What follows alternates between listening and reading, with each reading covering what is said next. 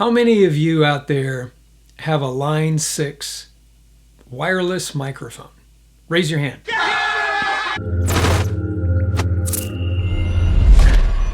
So I've been encouraged to maybe do a little video about this. And this is for those of you that have a Line 6 wireless microphone. We've got a few of these at the place that I support.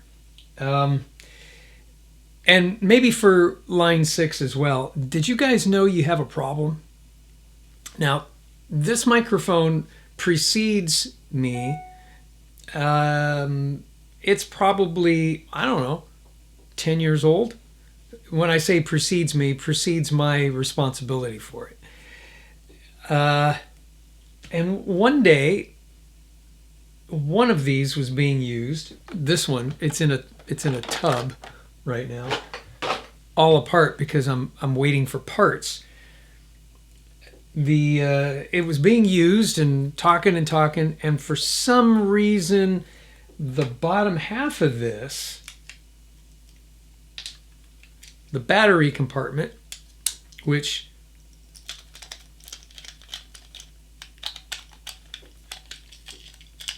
see, I can't even do it. Something, Line 6, you're gonna have to do better than this. Seriously. There. Fits down there, and then the little cap, this is where the batteries go. Little cap goes over it and you screw it on. Okay. Well, evidently it got manhandled and broke off.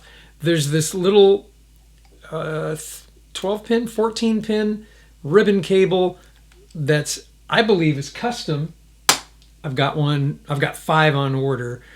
They're back ordered, custom part. Fortunately, they're only $2 a piece. The problem is they're a bear to get in and out. Anyway, it got mangled up, especially the other one. This one is still working. And then there's this little power connector, which is real short. Look how short that is. How are you supposed to... Okay, this was designed on a bench, not for a repair person to play with. Now, granted, I don't have all the tools that they probably have at Line 6 and their repair facilities, so I'm using tools that I have available.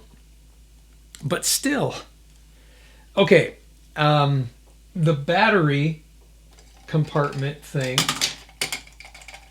Oops. So what happened was, it screwed in and it got yanked off, destroyed the ribbon cable, pulled the power cable off, totally shredded the whole thing. And then I've got this thing, and for some reason it was screwed so far in that it couldn't come off. I did get it off. On the second microphone, I had to actually cut it off because it was so tight. And I don't know why it was so tight on there, but it was. And fortunately, I had some spares of these because these things broke a few years back, so I bought some spares. That's where the battery goes. Pull the battery out. There's a screw. We're gonna take a camera and go down on the repair here so you can kind of see what I'm repairing. So maybe I won't go into a whole bunch of detail. But there's, this circuit board goes back. Oh, parts are falling out. Plastic's falling apart. And then there's this little circuit board goes up in here. Hey, hang on. I might need that part. The plastic's falling apart. I guess with 10 years of age and some abuse, the only thing that holds this on to the body of the microphone is this one screw right there, and there's a post, this thing, can you see that? That post right there goes inside there and it's snapped off. Again, designed on the bench, not in practical world. Give it a little too much torque, it'll snap this thing off. And then you're hunting for parts. let's come down to the bench.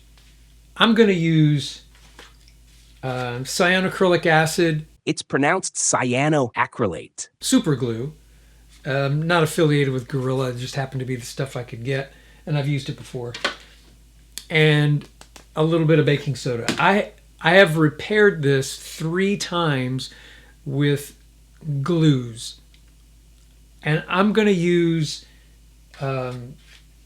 Cyanoacrylate glue, acid glue, and baking soda, because when those two things come together, the bond is stronger than any plastic that's in here. And I'm going to reinforce this thing so it doesn't happen again.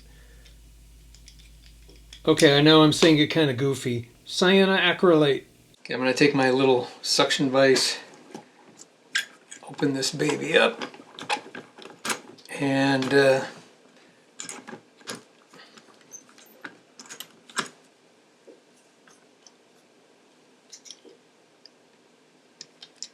this baby in here.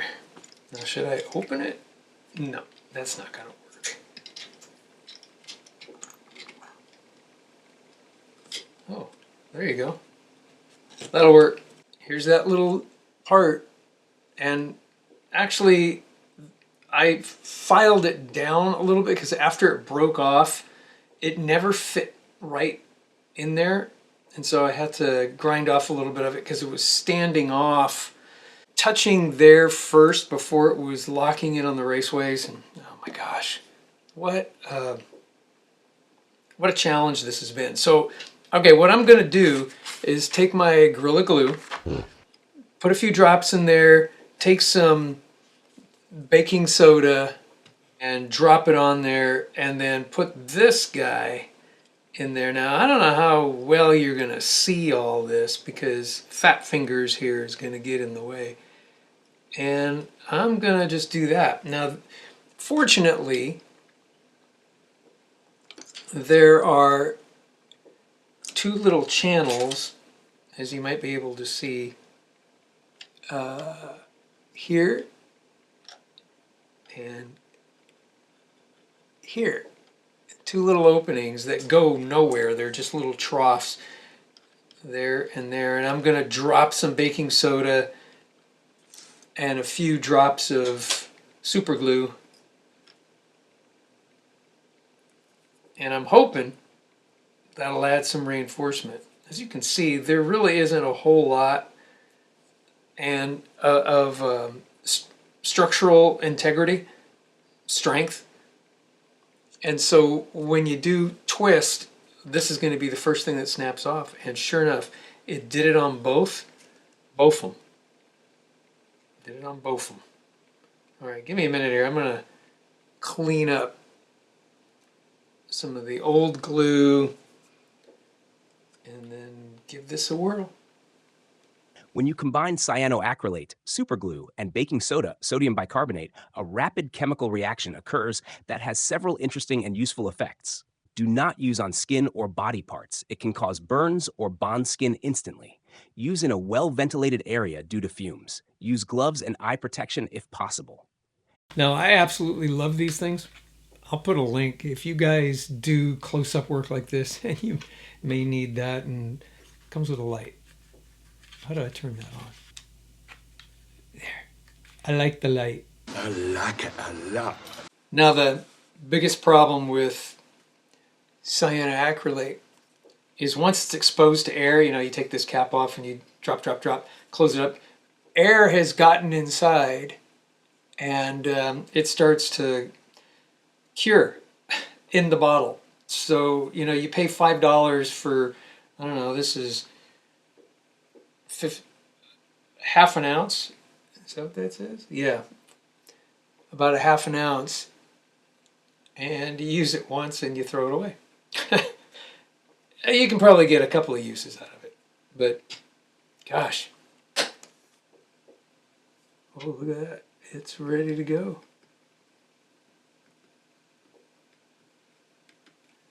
Oh, look at that. I'm on. Now don't touch.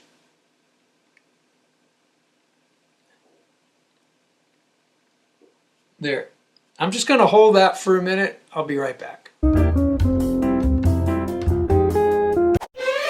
use our Amazon link down below. When you do, it helps us out and it doesn't cost you a penny more. And after using the link, save it to your bookmarks so you can have easy access to it in the future. Thank you.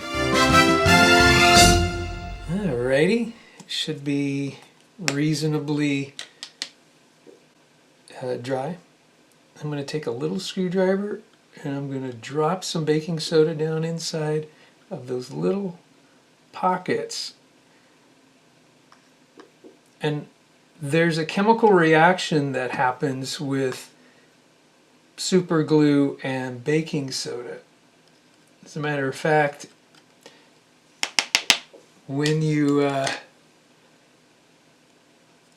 drop this in, you might even see some steam come up. Here we go. And again, I'm just doing this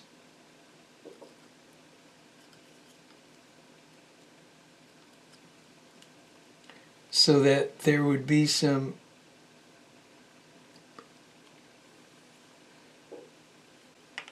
reinforcement. And do a little stir, stir, stir. Stir, stir, stir. Oh, hey, that's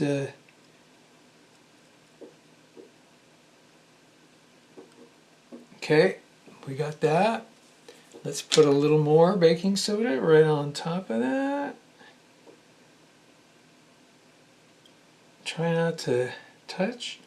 Oh, there you go. Be careful, folks, what they say about super glue. Ooh, that's already starting to get real hard. What they say about super glue and getting your fingers stuck together is absolutely true. Ask me how I know. Nice. Oh, that's darn rigid. All right, this looks like a job for the electron microscope. Sorry for the shake, it's the best I can do. But that's what the stuff is doing. And yeah, it's going to be really tough. I hope this doesn't break again. All right, now I've got some baking soda kind of everywhere. I'm going to take my canned air, flip that baby on, and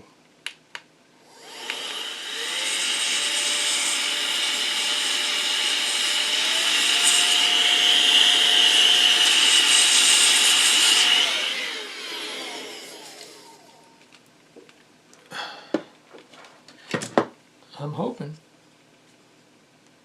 Holy smoke. That ain't going anywhere. That's on there. I am going to let it dry though a little bit longer, just in case. Oh, that's hard. Whew, nice. Now's the time to reassemble all this. Now if this works out really well and it stays secure, I'll do the same thing to the other one. This is kind of a trial balloon. Let's see how well it works. Come on. Line 6. What the heck? There you go. I need that out there. Let's get this screw in there. Yeah, the assemblers are just cussing out the engineers. Yeah, okay, that's a bit more secure, yes, than it was before. Let me get a couple of batteries. I realize I don't have the ribbon cable in, but this thing will give me a flash or two.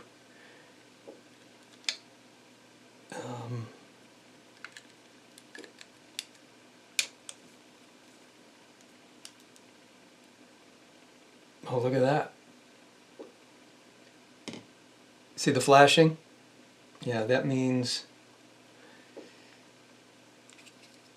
power is getting to it, which is a good sign. All right, flip this baby around. Now this is another thing. It's easy enough to get the ribbon cable, you know, in there. that's not the hard part. The hard part is once that's installed, there you go, is getting this whole assembly kind of lined up properly.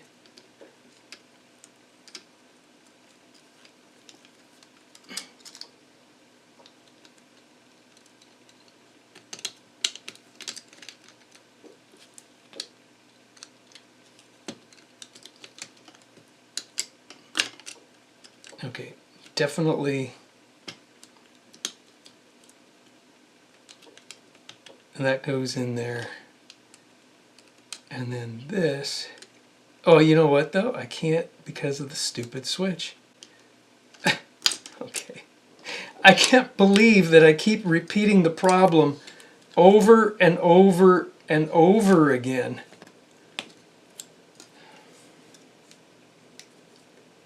Ladies and gentlemen, maybe this just needs to go in there first. I can't see how you're going to put a cover on something and then put the ribbon cable. Idiots. I'm sorry. Just absolute. This is why these things cost what they cost. They're not cheap, you know, and the reason is assembly. It's gotta be. Line this baby up. There's a raceway that this thing is supposed to track on. Okay guys, what's the... Yeah, you can't... Holy smoke. And where'd the heck my screw go? I've lost it. I usually am a little more careful. And I put everything in the battery cover. I didn't this time because, well, oh, it's staring right at me. Found it. Okay. There you go. It's in there. Take those batteries. Pop that in.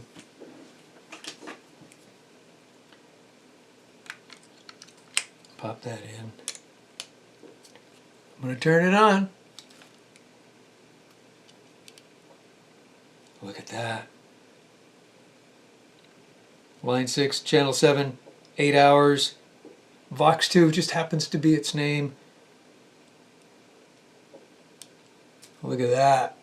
Okay, it's working. You know a guy's working at the electronics bench because of the line across the top of his head from the little microscope things, which I love, by the way. I will put a link below for those because they save my bacon. Okay, it's ready to go out in the field. I'm going to give it a try.